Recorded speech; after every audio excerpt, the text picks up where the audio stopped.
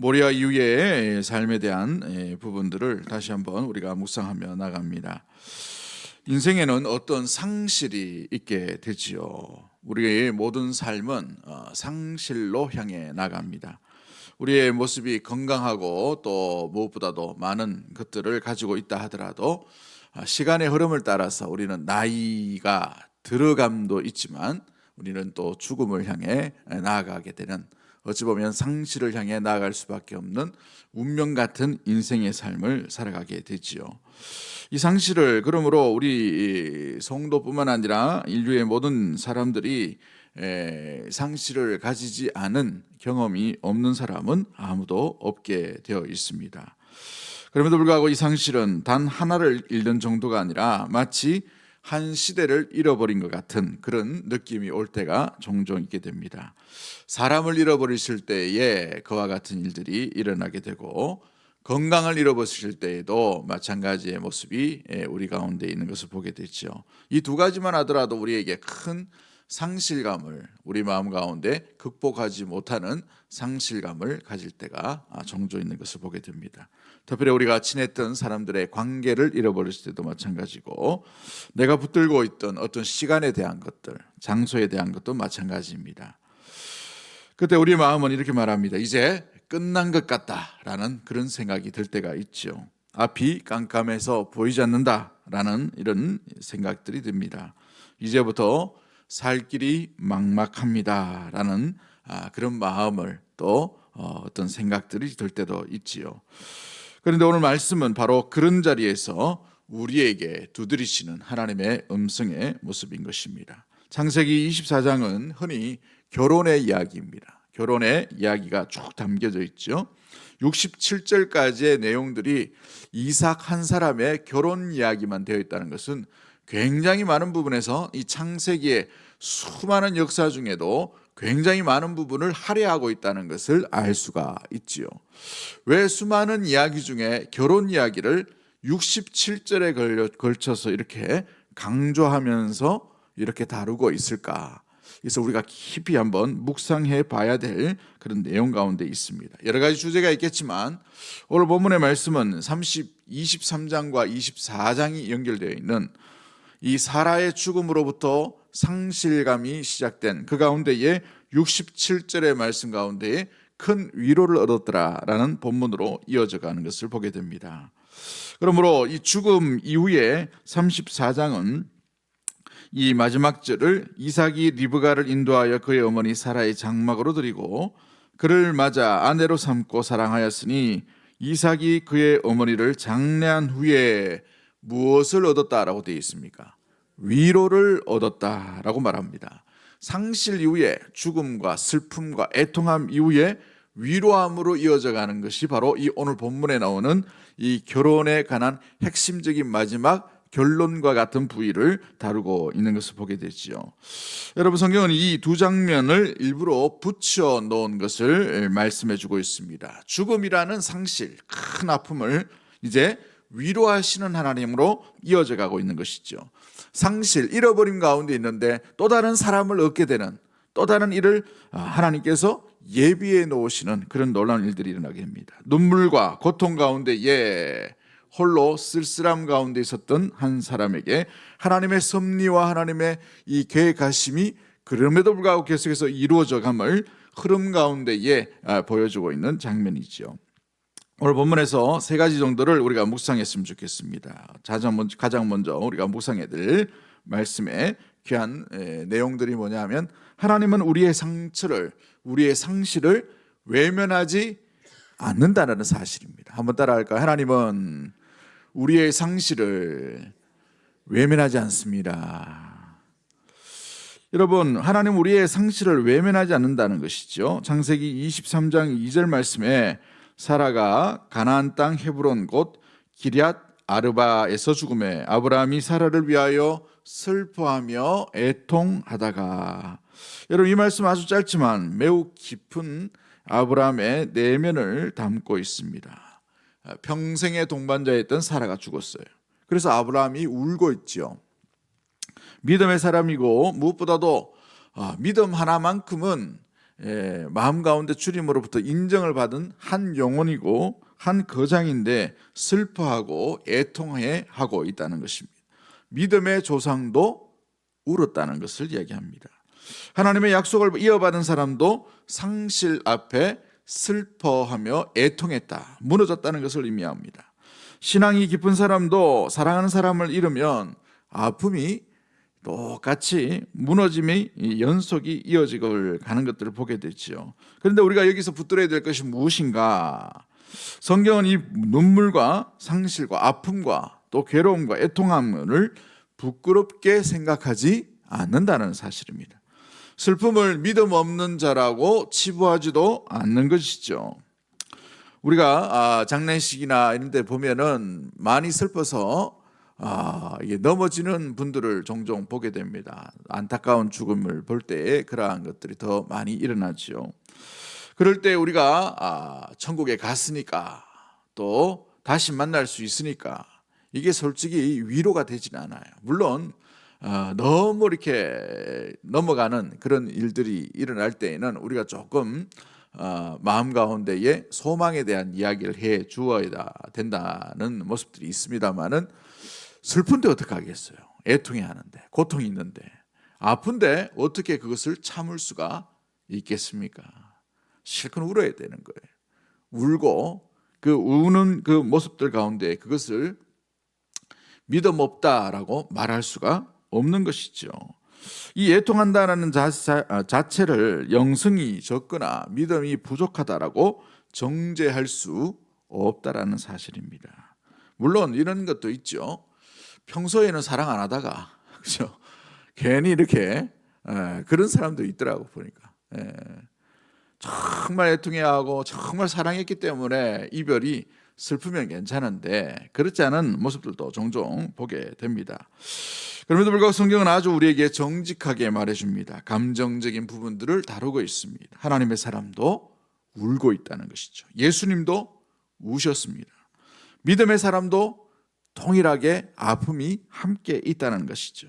약속을 받은 사람도 상실의 밤을 보낼 수밖에 없음을 우리에게 들려주고 있다는 것이죠. 우리는 이 상실 앞에 자꾸 우리 자신을 몰아세우려고 할 때가 종종 있습니다. 왜 나는 아직도 이렇게 아플까? 왜 나는 아직도 괜찮지 않을까? 믿음이 있으면 좀 빨리 일어서야 되는데 그렇지 못할 때가 종종 있음을 보게 되죠. 그러나 하나님은 그렇게 말씀하시지 않으십니다. 하나님은 상한 마음 가운데 있는 믿음의 심령들을 가운데에 가까이 오기를 원하시는 분이 우리 하나님이신 줄 믿습니다. 그러기에 시편 34편 18절 말씀에 여호와는 마음이 상한 자를 어떻게 하신다고 되어 있습니까? 가까이 하신다라고 되어 있죠. 여기에 관련된 우리 CCM 찬양이 있죠. 마음이 상한 자를 고치시는 주님, 하늘의 아버지, 나를 주관하소서, 주의 길로 인도하사 자유케 하소서, 새 일을 행하사 분케 해달라라는 고백이 담겨 있습니다. 마음이 상한 자를 멀리 하시는 분이 아니라 마음이 상한 자에게 찾아오시는 분이 우리 주 예수 그리스도 하나님이신 줄 믿습니다. 이 땅 가운데 마음이 상한 채로 병듦과 고통과 죽음을 향해 달려가는 인생들을 향해 먼저 오신 분도 우리 주 예수 그리스도시죠. 우리가 어떤 필요가 무엇인지 알지도 못하는 그 가운데에 하나님의 극진한 사랑으로 말미암아 상처 입은 인류를 향해 모든 이들을 구원하시기 위해 예수 그리스도께서 오셨다는 사실입니다. 그러므로 우리 마음 가운데 있는 빈자리에 또 상처가 있고 슬픔이 있는 믿음의 성도들이 있다면, 여러분 그 상실의 아픔이 아직 끝나지 않은 분들이 있다면 이 말씀인 가운데에 함께하기를 원합니다. 하나님은 여러분의 슬픔을 결코 가볍게 여기시는 것이 아니라 가까이 하시고 함께 하시는 임마누엘의 하나님이신 줄 믿습니다. 그러므로 주님께서 여러분의 눈물을 외면하지 않는다는 것입니다. 믿음은 울지 않는 것이 아닙니다. 믿음은 우는 자리에도 하나님을 떠나지 않는 것이 바로 믿음인 줄 믿습니다. 그러기에 울며 누구와 함께 있는가? 우는 자리에도 주님 가운데 함께하는 믿음의 모든 성도가 되어야 될 줄 믿습니다. 여러분, 우리가 자녀에게도 이 죽음을 제대로 가르쳐야 합니다. 슬픔으로만 치부되는 그런 죽음이 아니라 정말 아름다운 모습들의 부모, 아름다운 모습들의 할아버지 할머니의 이 추억거리를 남겨줄 수 있는, 야, 정말 멋지게 아름답게 살다 간 우리 할아버지 할머니구나, 우리 부모님이구나, 그걸 추억할 수 있는 믿음의 영적 추억거리가 우리 대구 동성교회 가운데 풍성하게 임하게 되기를 주의 이름으로 간절히 축복합니다. 오늘 말씀을 준비하면서 5월 달에는 믿음의 가문을 세우라 라는 주제로 좀 이렇게 말씀을 다시 한번, 몇 년 전에도 했습니다마는 다른 주제를 가지고, 방향을 가지고 좀 해야 되겠다라는 생각이 들었어요. 그래서 포스터도 한번 만들어 보고 여러 가지 또 준비해서 설교 본문을 5주 정도 이렇게 나눠 가지고 이런 본문 저런 본문 저런 본문 이런 본문 이렇게 묵상하면 했는데, 우리의 시작도 주님과 함께 있다면 우리의 마지막도 이 믿음의 유산을 남긴다라는 것은, 믿음의 가문을 세운다는 것은 마찬가지입니다. 어디로 향해 부모님이 달려가는가, 어디로 향해 걸어가고 있는가, 이걸 보여주는 것이 정말 믿음의 아름다운 유산을 남기는 것이 아닐까라는 생각이 들더라고요. 그래서 5월 한 달 동안 함께 좀 묵상했으면 좋겠다 싶습니다. 우리 찬송가 가사에도 이런 가사가 있죠. 슬픈 마음 있는 사람 예수 이름 믿으며 영원토록 변함없는 면류관을 얻으리. 예수의 이름은 세상의 소망이요 예수의 이름은 천국의 기쁨일세. 슬픈 마음 있는 사람들이 슬픈 마음을 가지고 주님을 믿어야 됩니다. 그 슬픔의 자리, 아픔의 자리에서 주님 안에 거하는 귀한 감정적인 이 이어짐, 감정을 해결한 그 슬픔 가운데 애통함을 주님께 가져가는 그 시간 가운데에 그 성숙함으로 말미암아 외면치 아니하시는 주님 안에 살아가는 우리 대구동성의 모든 가족들이 되기를 주의 이름으로 간절히 축복합니다. 두 번째 우리가 기억해야 될 것이 무엇입니까? 하나님은 이 상실 가운데에서도 하나님의 일을 여전히 이루어가고 있다는 사실이에요. 우리 한번 따라하겠습니다. 하나님은 상실 가운데서도 약속의 역사를 멈추지 아니하십니다. 약속의 역사를 멈추지 않으십니다. 그렇습니다. 창세기 23장은 장래의 장이죠. 죽음의, 슬픔의 장으로 끝납니다. 그러나 창세기 24장은 움직이는 장으로 시작되는 것을 보게 됩니다. 사라가 죽었습니다. 집안에는 큰 빈자리가 생겼어요. 아브라함은 늙었고 이삭은 어머니를 잃었습니다. 그렇죠? 이삭이 그 어머니가 이 아들을 낳을 때 90세였어요. 90세. 그렇죠? 얼마나 큰 자리였겠습니까? 그런데도 하나님은 거기에서 이야기를 멈추지 아니하심을 보게 되죠. 아브라함은 종을 보냅니다. 이삭의 아내를 이 밧단하람으로 보내어서 아내를 찾게 만들죠. 그 과정에서 우리는 하나님의 조용한 손길을 보게 되죠. 아브라함은 종에게 이렇게 말합니다.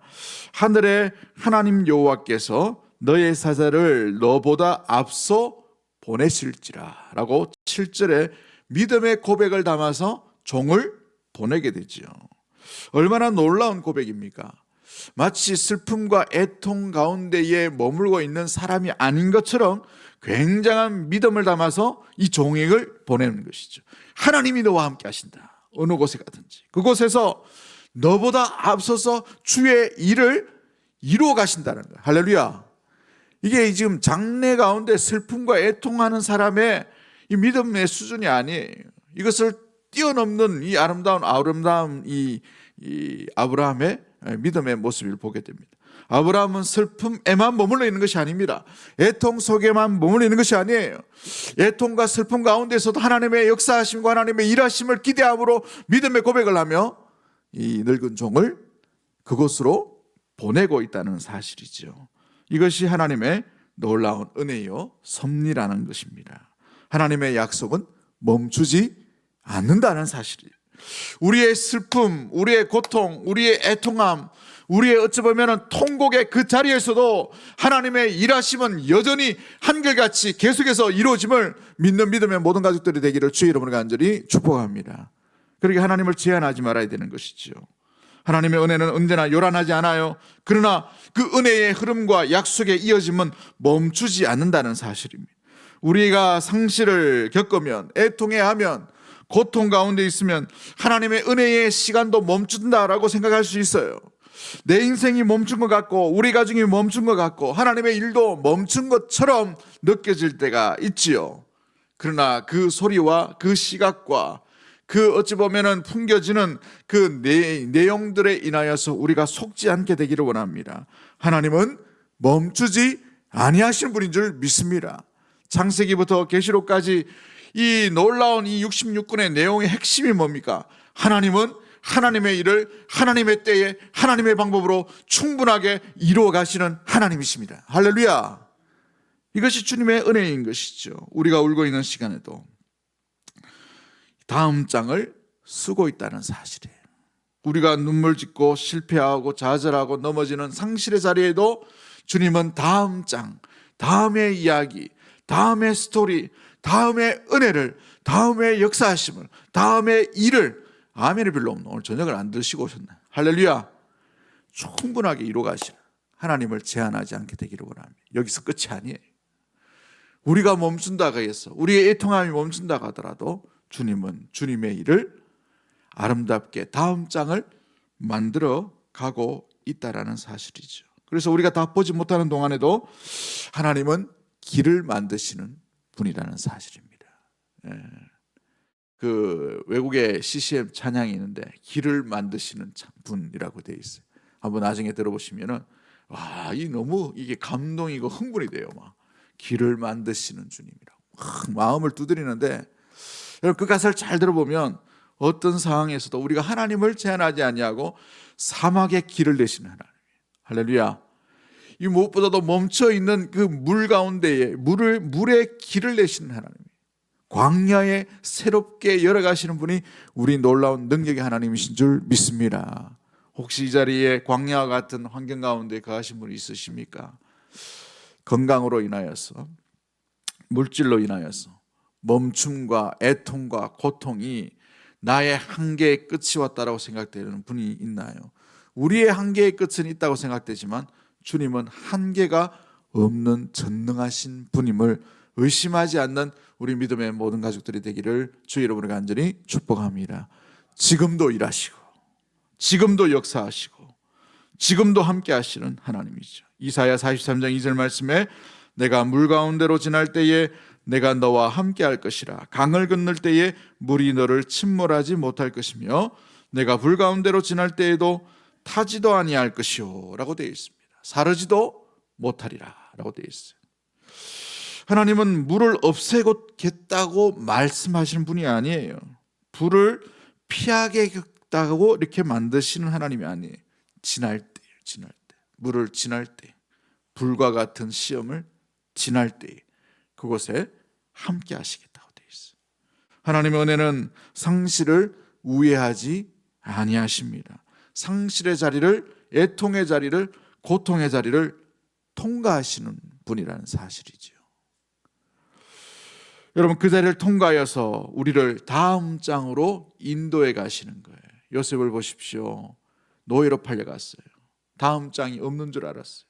그런데 노예의 삶 가운데 다음 장을 만들어 가시죠. 하필이면 이 권력가인 이 보디발의 집으로 집어넣으시잖아요. 그런데 거기서 이 나쁜 여주인을 만나가지고 오해를 당해서 감옥으로 들어갑니다. 끝났다라고 생각돼요. 노예인데 감옥에 들어갔어요. 끝난 인생이 아닙니까? 끝났다 했지만 하나님은 거기에서 다음 장을 준비해 가시죠. 다음 장을. 그 노예의 잊혀진 은혜를 베푼 자, 잊혀진 삶의 그 모습들이 있지만 주님은 그럼에도 불구하고 다음 장을 쓰시고 다음 장. 그렇죠? 오늘 다 설교 잊어버려도 다음 장을 쓰시는 하나님. 이것만 붙들고 믿음으로 기도하며 나아가는 우리 대구동성의 모든 가족들이 되기를 간절히 소망합니다. 지금은 이해되지 않아도 하나님은 멈추신 것이 아니에요. 지금은 깜깜해도 하나님은 지금도 일하고 계신 분이에요. 지금 울음과 애통과 슬픔의 장이지만 이것이 우리의 마지막 장이 아니라는 사실입니다. 한번 따라하겠습니다. 이것이 우리의 마지막 장이 아닙니다. 할렐루야. 이 말씀 준비하다가 찬양이 자꾸 생각나서 여러 찬양을 제가 적었는데 그 찬양 중에 제가 참 좋아하는 찬양이 이런 찬양이 있어요. 고통 많은 이 세상 우리 살아갈 때에 그때 일이 무엇인지 확실히 모르지만 우리 주님 앞에가 모든 것을 볼 때에 뭐라고 되어 있습니까? 그때 주님 뜻을 밝히 알리라라고 되어 있어요. 손으로 막 적었다 보니까 글씨가 악필이라서 잘 모르겠는데 그때 주님 뜻을 밝히 알리라. 지금은 모를 수가 있어요. 애통과 슬픔과 절망과 마지막으로 할 수 있지만 그러나 그게 끝이 아니라 주님은 다음 장을 쓰게 해주셔서 저와 여러분이 이 자리에 있는 줄 믿습니다. 그 사실을 잃어버리지 않는 우리 믿음의 모든 가족들 되기를 주 이름으로 간절히 축복합니다. 그 다음 장을 어떻게 쓰셨습니까?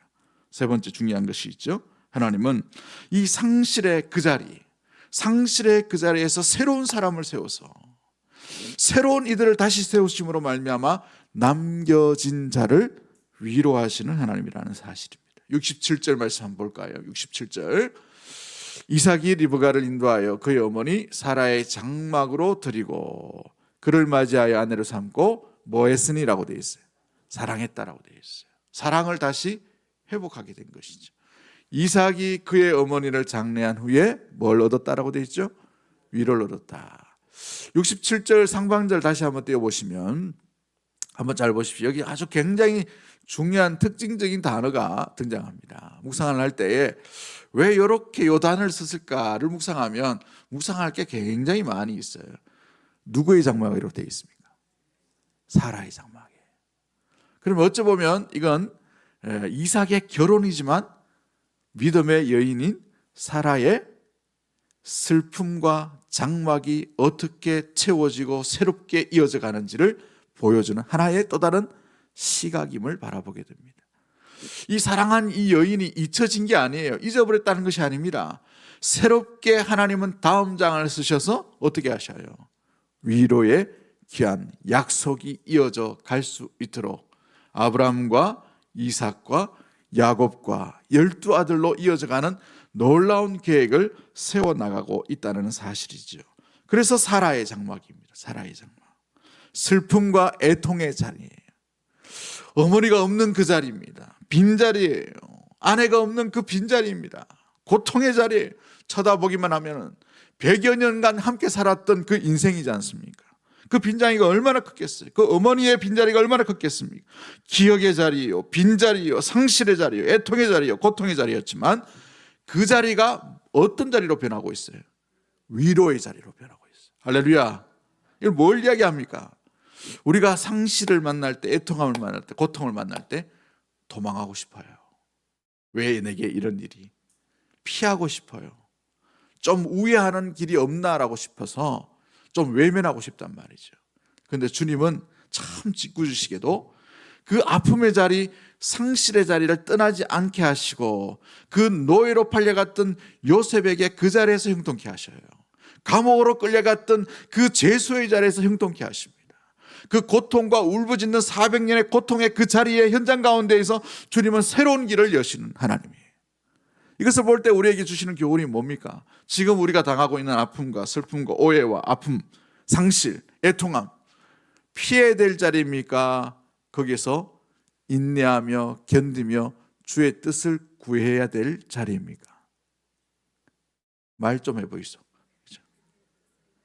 거기에서 은혜를 받아야 돼요. 거기에서 주의 능력, 주의 때, 주의 기적, 주의 위로하심, 주의 함께하심. 물 가운데 지날 때에도 불 가운데도 지날 때도 불꽃이 너를 사르지 아니하고 물이 너를 침범하지 못하는 그 위로의 시간이 바로 상실과 애통과 고통의 현장에 지나가고 있는 그 상황이라는 사실이죠. 그건 우리의 삶을 통해서도 여러분이 증거가 찾아볼 수가 있게 됩니다. 여러분이 가장 행복했던 은혜의 순간을 한번 잘 보십시오. 그 은혜의 순간은 여러분이 제일 힘들었던 그 순간의 끝자락일 거예요.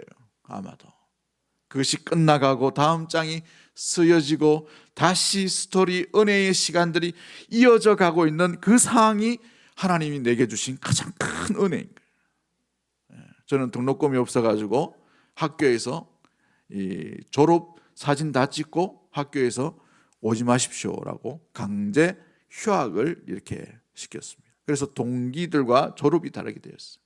저는 그게 충격이었습니다. 왜 충격이냐면 신학교는 등록금 조금 늦게 내도 봐줬습니다. 옛날에는 제가 뭐 안 낸 게 아니고 계속 그렇게 했는데 하필이면 그때의 그 총장이 잘라라 이렇게 얘기한 거예요. 그래서 저랑 같이 한 열 몇 명이 잘렸습니다. 동시에 같이. 저 혼자인 줄 알았더니만 열 몇 명이더라고. 근데 동기들은 다 목사 강도사가 다 돼가지고 이렇게 있는데 저는 혼자, 그것도 너무 힘든 가정 형편 때문에 우리 첫째 딸을 데리고 학교 가서 수업을 같이 들었어요. 우리 딸을 옆에다 두고 혹시 애가 떠들면 안 되니까 교실 바깥에 책상 하나 내가지고 내 옆에 의자 하나 놔두고 딸내미 보고 뭐 하라 하고 저는 수업을 했단 말이에요. 결석하면 또 안 되니까. 그래가지고 한 1년을 보냈습니다. 얼마나 서럽든지 우리 딸내미가 참 고맙긴 합니다만 뭣도 모르고 따라왔지만 그 수백 명이 앉아 있는 그 교실에 딸을 데리고 수업을 같이 들었어요. 처음 이야기하는 거지만 참 보기가 희한하겠죠. 그런데 그게 제가 잊을 수 없는 감사합니다. 그렇게라도 다니게 해주셔서 너무너무 감사한 거죠. 그걸 지나게 된 거예요. 다음 장이 있더라고. 시간이 지나니까 졸업하게 하시고 또 시간이 지나니까 또 오히려 저보다 앞서갔던 뭐 앞서가는 것이 좀 이상합니다만은 그 동기들이나 그보다 더 온전히 하나님께서 저를 위로해 주시고 이끌어 가심이 또 함께함이 너무나도 절실하게 느껴졌던 그런 순간이에요. 뭘 얘기하느냐? 제 자랑을 얘기하는 것이 아니라 사랑하는 성도 여러분, 우리가 애통과 슬픔과 고통이 끝이라고 생각할 때가 있어요. 마침표라고 찍을 때가 있단 말이죠. 주님이 마침표 안 찍으셨으면 마침표가 되는 것이 아니에요. 주님은 쉼표입니다. 잠시 쉬어가라. 잠시 이어져 가는 것이에요. 계속해서 하나님의 역사하심과 하나님의 이어심과 하나님의 놀라운 다음 장은 계속 되어가고 있지요. 마치 이삭이 그 어머니의 상실감 가운데에서 그 자리, 그 사라의 장막에서 오히려 위로함을 얻었던 것처럼 상실을 아는 그 자리에서 하나님은 새로운 계획들, 새로운 위로를 온전히 채워가심으로 다음 스토리와 그 은혜의 귀한 그 빈자리를 주의 은혜로 말할 수 없는 은혜로 채워가시는 것이죠. 사라 이후에도 상실의 이후에도 하나님의 약속은 이어져 가고 있다는 것, 이것을 잊지 아니하고 주님 앞에 그 상실의 현장을 떠나지 아니하고 애통의 현장에서 우리가 주저앉거나 실망만 하지 말고 그 자리에서 주의 긍휼하심과 주의 자비하심과 주의 일하심과 다음 장을 열어가시는, 지금은 알 수 없으나 주의 때에 주의 말씀 따라 약속 따라 머무는 그곳에 온전히 이루어져 감을 믿음 가운데에 목도하며 살아가는 우리 대구동성의 모든 가족들, 모리아 이후의 삶을 살아가는 믿음의 모든 성도들이 되기를 주의 이름으로 간절히 축복합니다. 기도하겠습니다. 사랑과 은혜의 하나님 아버지,